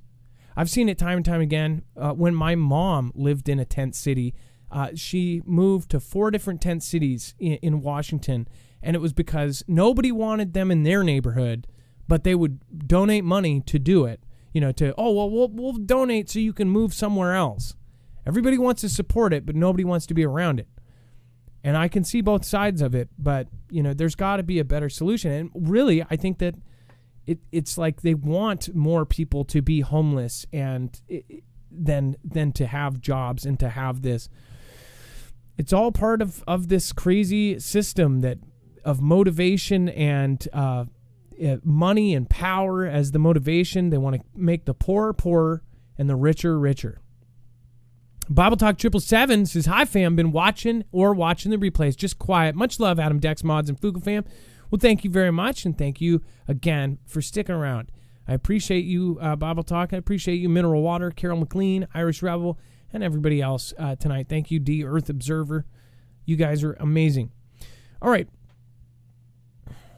So this is where, if you are sensitive to some of this stuff, this is where it gets into the nerve-wracking stuff. Air Force open to sending A-10s to Ukraine for the fight against Vlad. Dex, I don't know if you're available. I believe we are lined up. So if you wanted to comment on this, when we were chatting about this, of course, over the last few years, but talking about it today, what do you think about all of this? Well, I mean, the first thing that comes to my mind when it comes to an A-10 is that's one of the, most awesomest and scariest, frontline offensive planes that we have, right? I mean, it's not as advanced to say an F-35, but I mean, what it's meant to do and what it does so well, when you hear that thing coming and you hear it starting to lay down, that's a pretty scary sound, and they're super, super effective. And this is, again, they call them Thunderbolts, a.k.a. the Warthog. They're the ones that when they start firing I believe they're 50 cals, and correct me if I'm wrong, guys, in chat. I know that some of you have flown them. These things come in. So you've got the front line, the soldiers that are putting their lives on the line that are right there. They call in an A-10. An A-10 will come in, and they'll be 10 feet in front of them, and they'll go, brrrr, and they're the ones in the movies where you hear, brrrr, brrrr, And when they come in, they're scary. Just the sound from them, they say, scares the hell out of people. People have retreated after they hear that start. It's like the basically, you remember Terminator when he's holding the chain, bang, bang? It's like that, only on the front of a plane, and that plane is extremely accurate. They just go in and they fly right into it. Some of the pilots of the A-10 Warthogs are some of the bravest men and women out there. Those guys are in the front of the battle. They're the ones that are just right up in there. I think A-10 Warthogs are one of the coolest planes in the world, and anybody that's flown them, very, very lucky and very, very brave. Dex, you wanted to chime in on that? Yeah, I think it's 30 millimeter, as they were saying. That's what I looked up, but I think people in chat, everyone in chat was saying 30 mil. But nonetheless, It doesn't matter. It's still huge, and it's super, super fast. And it's a like mini, you said, it's a minigun. It's a Gatling. Like, by the way, Louis Armstrong says, I like the sound effect. Thank you. You are literally 1 in a million. Thank you. Charlie Abercrombie, we are family. Hey, what's going on, Buster the dog? Be in it to win it, and don't be in it just saying. We are all gifted, clear-minded. We are in a 3D world. We are on realms. That Gen X dude, recoil alone stops A10. Truth Iris, the dude abides. Now, there's jets, but the thing about the A10, and maybe correct me if I'm wrong on this one too, because I know we've got lots of military here. Can't the A-10 go really slow at times too if it needs to? Isn't it one that can actually fly relatively slow and just take stuff out? 30 caliber though, man, think about that. A 30 caliber thing flying that fast, and it's so loud that it's just. I love watching those the one shorts and stuff. The videos I like watching is the ones that show the 810 come in, the actual battle footage of those things coming in, and the guys in the front line just screaming and yelling and cheering it on, and then you see something just get taken out. That's why it is cool. Like when you're proud of the American forces and the guys who served and the veterans here that just went in there full blast and either gave their lives, their limbs, or their time to serve our country. So again, salute to anybody out there that has served. You guys are absolutely amazing. We should all look up to you. All right, and then Birdbanger, what's going on? PM Dawn, Michael, what is happening? Sound effects on Echo, yeah. And I knew it was coming. Okay, that sounds more like a rap song starter, but David John Chandler, thanks. The Major, one on B, Joseph Newhouse. Oh, Lord. It shoots bullets made of depleted uranium. Nasty stuff.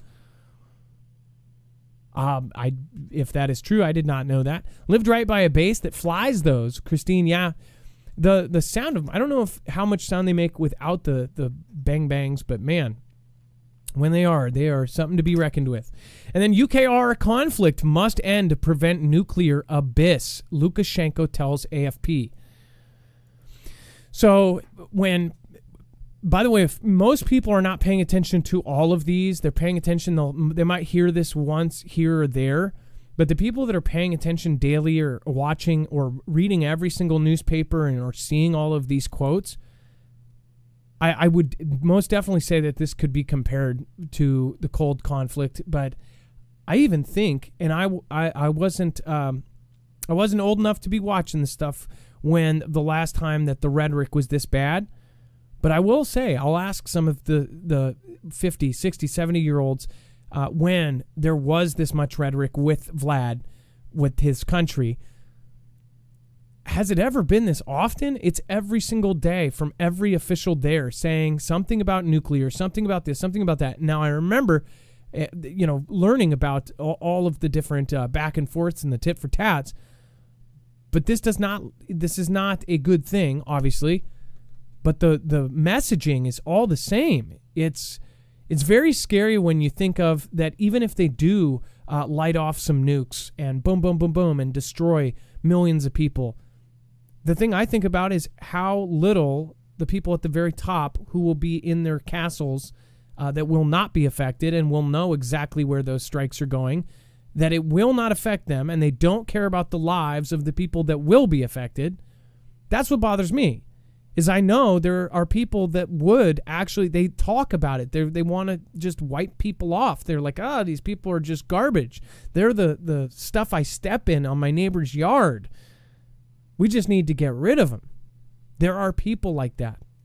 And actually every person I've met that's like in the, truly rich, they talk differently. They think that they are better than other people. Now, I'm sure there might be some people out there that that are extremely rich that don't think like that.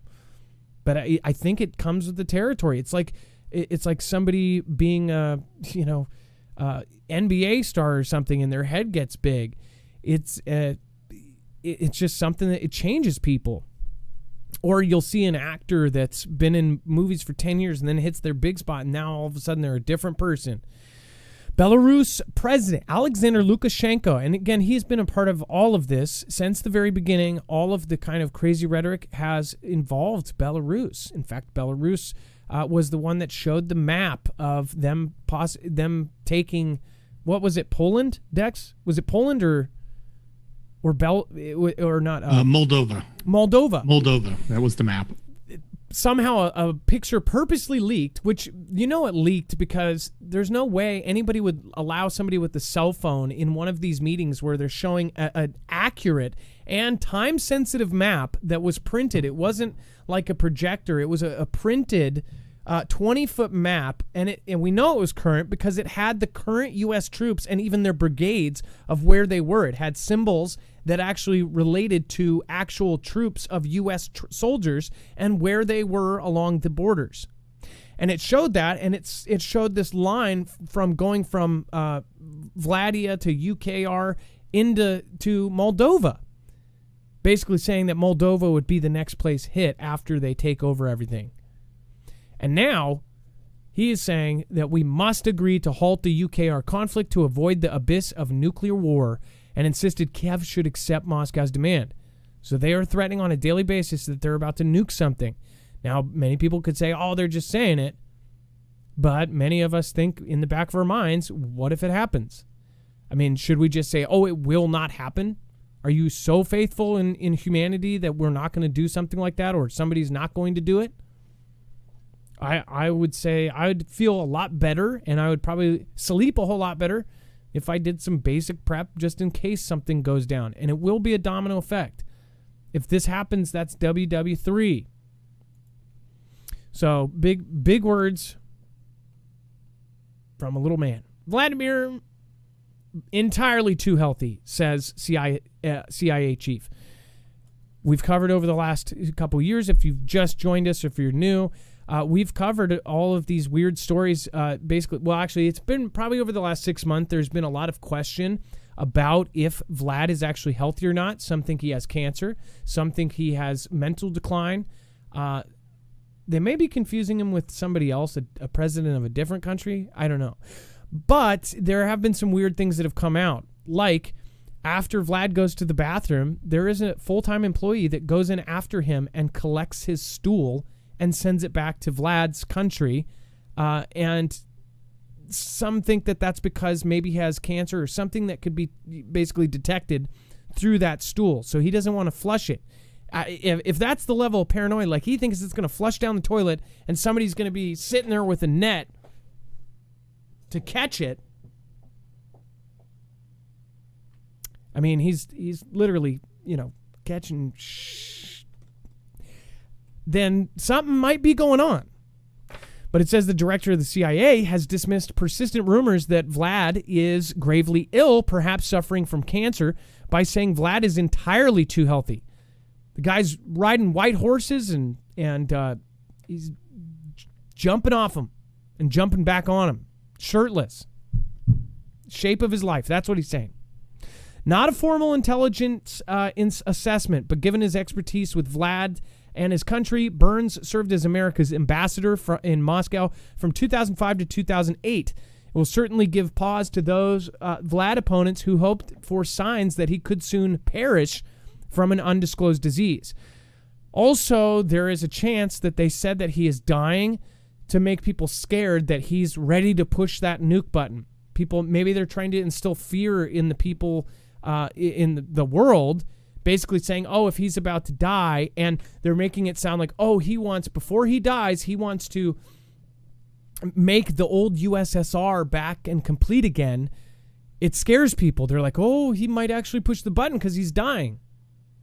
So I don't know if it's Ganda or what, but anything that comes from CIA, you probably want to take with a grain of salt. There's lots of rumors about president's health, and as far as we can tell, he's entirely too healthy, adding that that's not a formal intelligence judgment. So basically, this guy's somewhere being interviewed or says something and blurts that out, and then they cover it in the news. So we don't know if that's but, you have to look at the source of it and say, because of that source, it might be true, and he might have accidentally said it in some off interview that he didn't realize was going to be put on front page, or he could have said it to throw people off. NATO ally Erdogan accuses U.S. of training terrorists to attack Turkey. Just one day after their meeting, or 2 days. Dex, when you saw this, what did you think? Because I thought, man, this is just days after he met Vlad. Wasn't it yesterday? Yeah, Erdogan is all over the news now. He's gone from stopping the entry of a couple countries into NATO to then allowing them to holding up Vlad and letting him sit there and stew for almost a minute while he was waiting for his press, to now after that meeting, now coming out and pushing against the U.S. And he's one of the NATO members. So their country can stop other countries from going in if they object. Until their objections are cleared, they can stop countries like Finland and Sweden actually joining NATO, which now we know is on this fast track. Now they've been approved. Turkey even overnight dropped their objections. And then after they drop their objections, now Vlad meets with them, and now all of a sudden, NATO ally Erdogan accuses the U.S. of training to attack Turkey. Now, think about the implications of that. Did Vlad just meet up with him, and after their public meeting, did he show them satellite photos of something? This is the questions that go through my head. Did he show them evidence of this? And is that now going, or did they make up fake evidence or something to convince him to do something? And then again, is he going to switch again and now say he has an objection? Because, by the way, after they dropped their objections about Finland and Sweden joining NATO, which is absolutely giant, they said, "Well, just so you know, we could totally make problems for you in the future." Basically, like a public, not like a blackmail, but almost like, hey, we could totally change our mind in the future. And now this.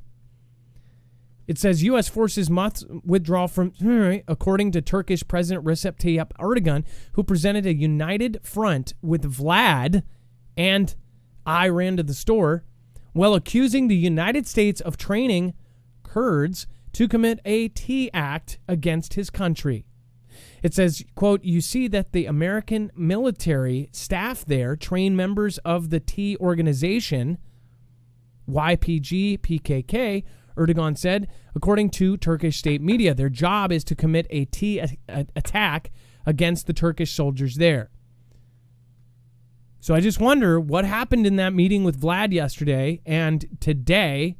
I mean, come on, the timing is pretty obvious. Gale Firestorm says, "Dream, 30 years ago, the sun will super flare. Then I saw the movie Knowing, chills down my spine. Much love, fam." Gale Firestorm, that, by the way, I have a guilty pleasure. It is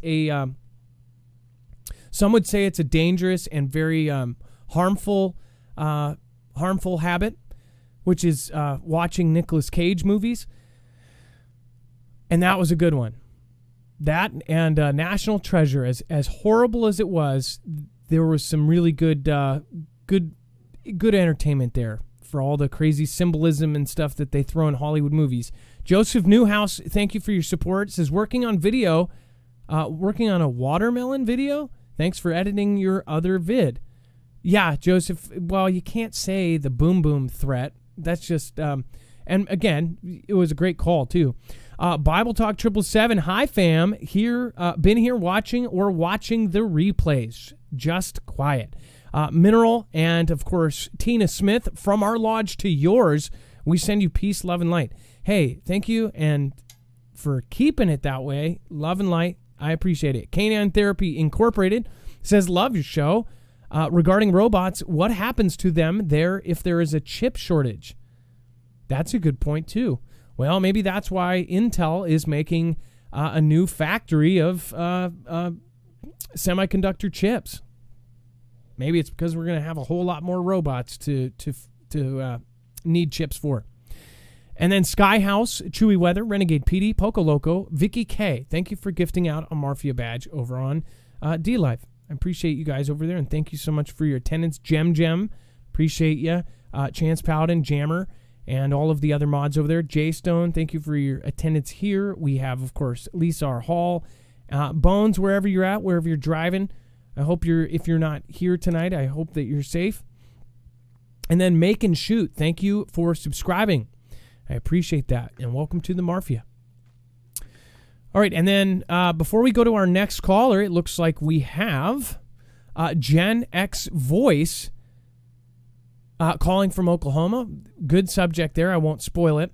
Well, you get Gen X Voice on. I do want to remind folks, if you haven't already, you can actually protect yourself against an EMP with an EMP Shield. This company has actually was a lot of coverage when T-Man actually did the executive order to harden our grid. One of the first companies that was mentioned was EMP Shield. They were in the DHS, Department of Homeland Security, EMP Resilience Report as one of the companies they ended up calling to help them. This is a device that can ground the signal from all three phases of an EMP, an electromagnetic pulse, and a CME, a coronal mass ejection, like what we've talked about earlier. This is a device that can actually ground the signal in less than 500 trillionths of a second before it fries your device, before it fries your house, before it fries your car, your truck, your RV, your motorcycle. They even make devices for the Energy Solar Generator. They make ham radio devices. They make devices for pretty much anything you want to keep running through a CME or through an EMP or even through a lightning strike. You want to get this on it. It's 100% American made. It's a veteran-owned business, and it is, again, a family business. They have actually sent us Christmas videos of the entire factory. Now, by the way, their factory started out as a tiny building, making these by hand in Kansas. And then they got these. Then T-Man signed that executive order, and they got these contracts with agencies like DoD, DHS, and of course the DEMSO team helping protect the Texas grid. After that, they have grown, but they have kept to their roots. They are still veteran-owned and 100% American-made. Every screw, nut, and bolt in these things are American-made. So go to marfooglenews.com/EMP. Again, make sure to go over and see the different sales that are going on. We get a guaranteed $50 off that stacks on any sale. So that is one thing that is absolutely amazing that they do for us only. Again, marfooglenews.com/EMP. Make sure to get over there soon. The car version, the most popular, can be put in less than 15 minutes by yourself. Fast, you can do it in about 8 to 10 minutes. All right, and then Dex, let's get our next caller. It looks like we have Gen X Voice. You're live on Marfoogle News. Hello. Hi, Gen X Voice. It's nice to hear you. Hi, how are you doing, Mark? I'm good. So you wanted to talk about your experiences, and I won't spoil it here, with depression and antidepressants and just in general. Yes. You know, I have been confined to a wheelchair for 28 years now, and I have post-traumatic disorder. I don't know if it's condition. Wait, I don't mean to interrupt you, but if I don't know if there's anything between you and your phone, or if there's a finger over the mic. I just wanted to make sure everybody can hear you. So if there's a possibility that you may be on a headset, speakerphone, if there's any way that you could just try to make sure to watch that little dot at the bottom of the phone. Okay. Can you hear me better? Yes, that's better. Thank you. Okay. Yeah. So I've dealt with depression for years. Some of it stemming from being in a wheelchair for 28 years. Some of it just stemming from life. I also have complex regional pain syndrome, which is it's not fun. But so over the years of trying many different medications, I finally just got off of everything and started a farm. And being in nature and being with the animals, that helped a lot. The other thing that I just wanted to share with everybody that has helped me a lot, because it's something that deals with anxiety as well as chronic pain, and that is ketamine clinics, ketamine shots. I know there's a lot of clinics going up around the United States now, and I have also witnessed many of my friends go from having to take daily antidepressants and daily pain medication to a once-a-week visit. So I would just encourage anybody that's having issues with depression or chronic pain, to just keep up hope that our industry, our medical industry, they're catching up where they should be on helping people where they won't get addictions, but they can be helped with the issues that they have. So, just don't give up. Keep up hope. You may try years for certain things and then just come across the one thing that works. The other thing I wanted to say is I wanted to thank you guys for the guests that you bring on to teach us how to prep in many different ways. It's helped on my homestead that I've actually gotten since I started listening to you, to you many years ago, and now Dex as well. But I wanted to encourage everyone to also prep your relationships and prep your faith, because a lot of these things that may be coming upon the earth, there's really no way we can prep with EMP shields or food or anything. There's a lot of things that are going to come upon us that we're going to need relationships. We're going to need faith, and we're going to have an inner strength. So just everyone remember when they're doing their prep to, go make a relationship with your neighbors, read the word or whatever gives you encouragement, and prep your spirit and your relationships as well. That's all. Well, also, and I want to make a comment. So you have CPRS, right? Is that what it is called? It's chronic regional pain syndrome. So, I developed it in the last 10 years from multiple surgeries due to my paraplegia. But yes.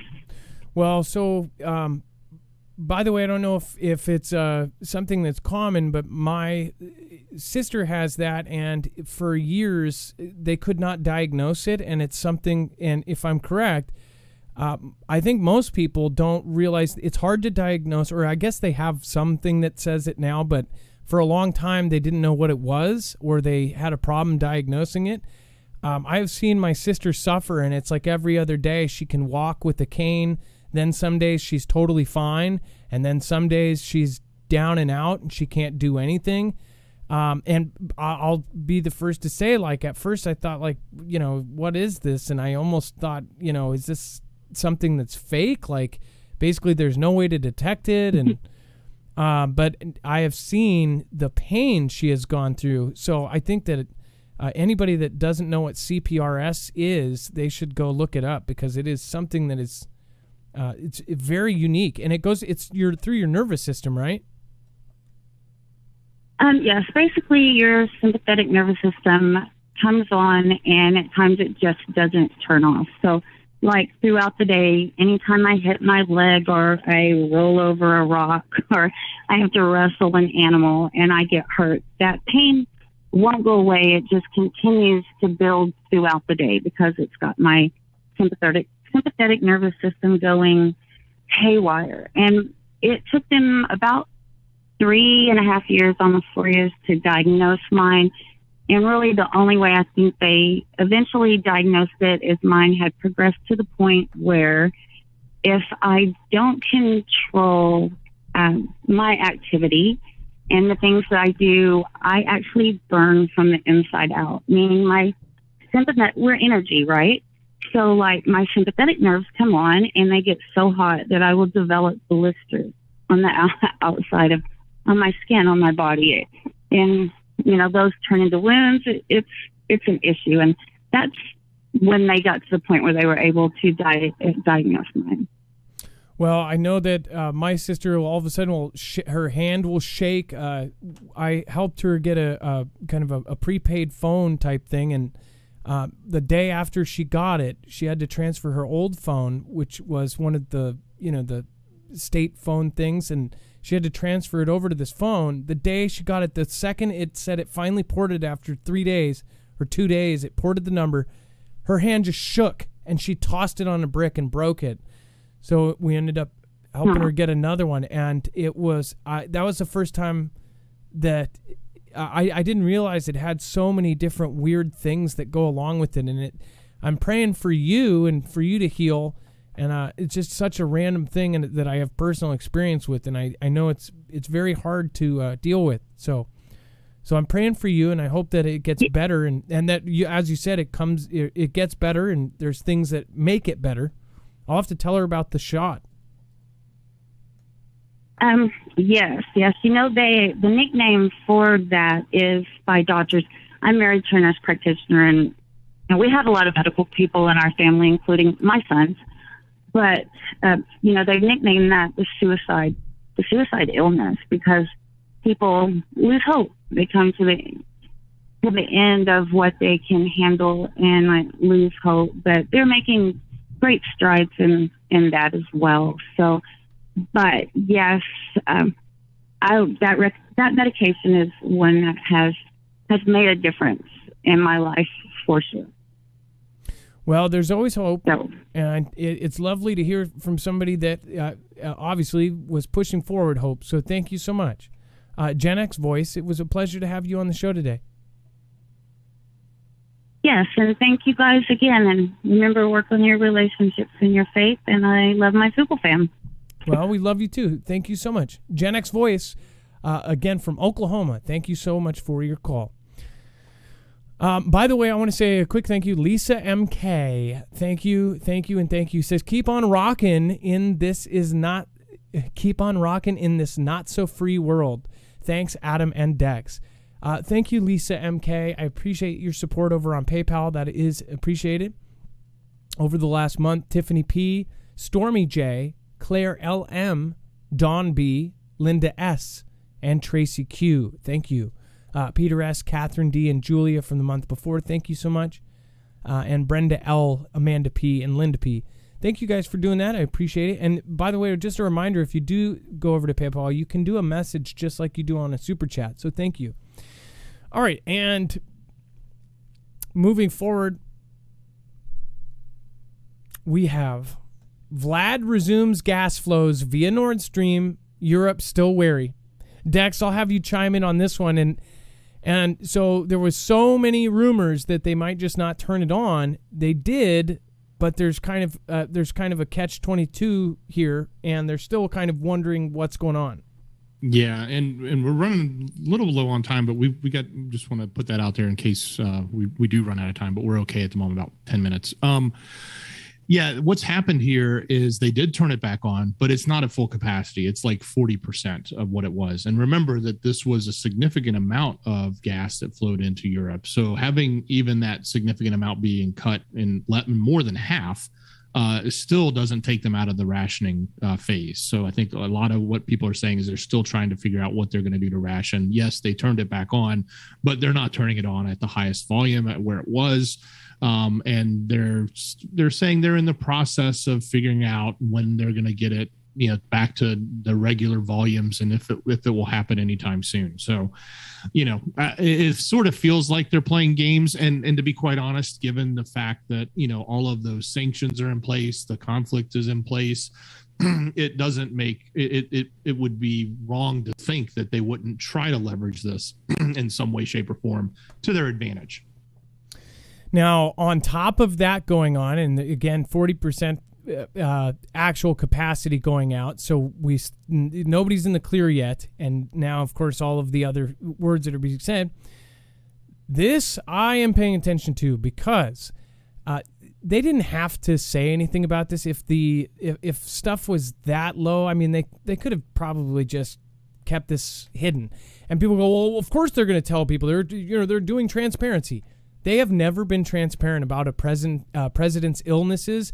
And I actually forgot to link what I was going to link on that last video. But there's proof. There's proof up until they've had many of statements of people talking about, and it's been declassified, that there have been tons and tons of illnesses that they've covered up that presidents have had. Why? The same reason why if Vlad is sick, they would want to cover it up. You want to be a strong leader. You can't have any weaknesses. They don't want people to know that you might, just keel over. So they would hide this if they wanted to hide this. Why are they coming out with it? But one, obviously you've got the big clown show going on, but also he's not going to be in the public eye for a few days. That's also a good excuse if they wanted to hide him, or if he was going to hide down underground.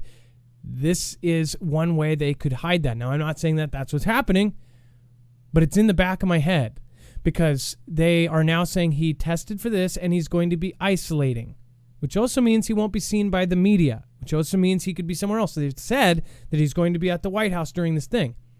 If he wants to go on vacation, he can go to Camp David or go golfing or wherever he wants anytime.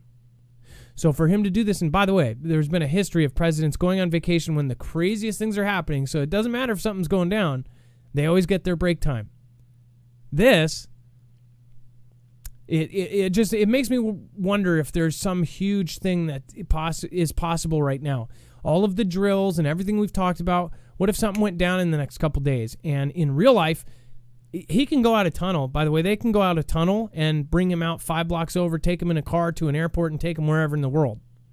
You would never know. Just don't think just because there's media there living in the White House and ready for any moment he leaves the house doesn't mean they can do things classified. They can get him out of there.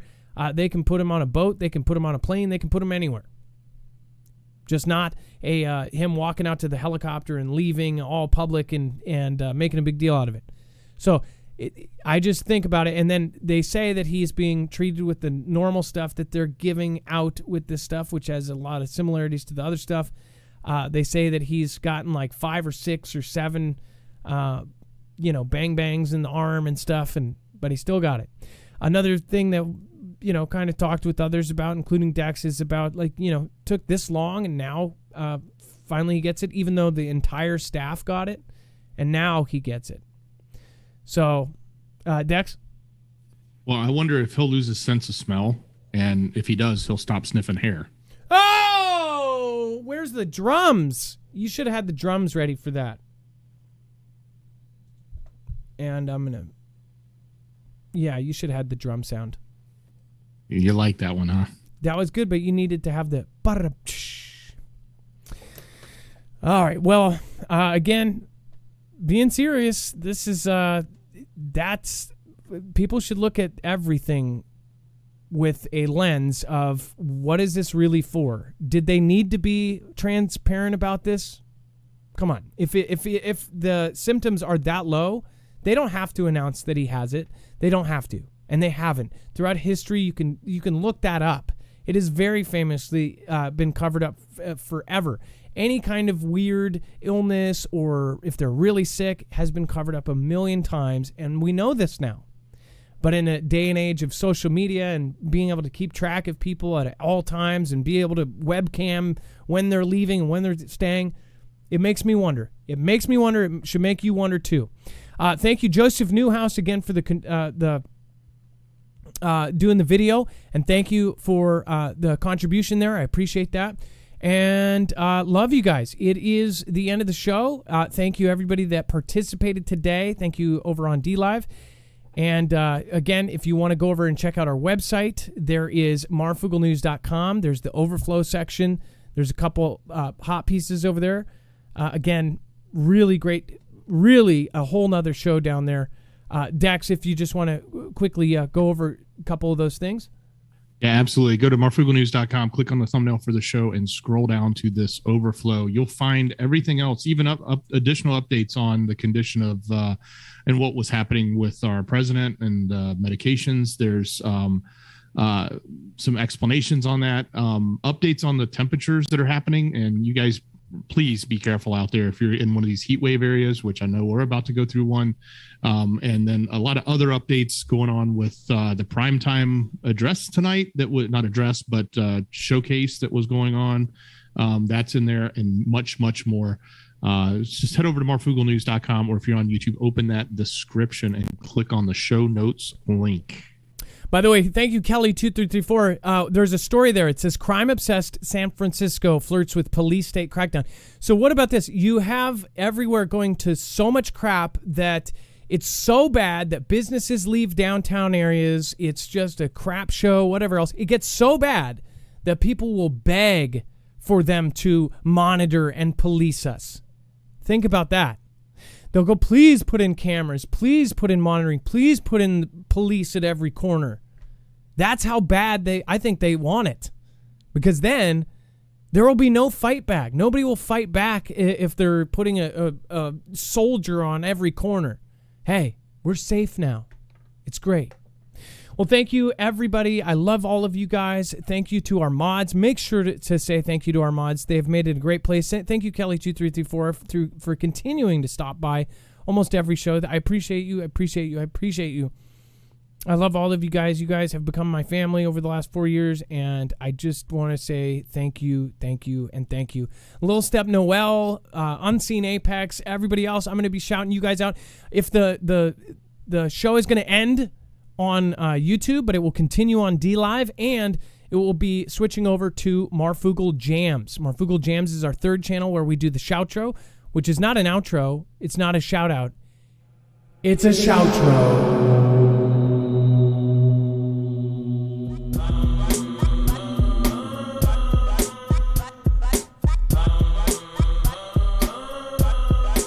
It's where I say thank you to the people that matter most, you. And I make stupid, silly songs out of your names.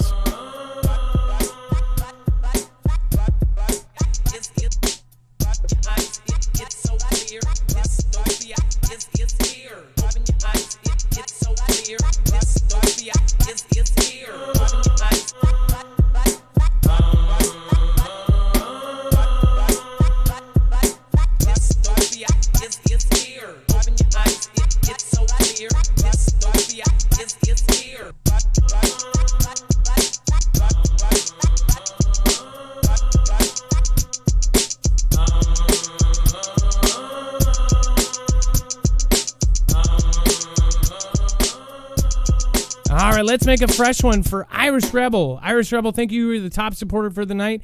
I appreciate your support. And let's make a silly, silly song of satisfaction to the world.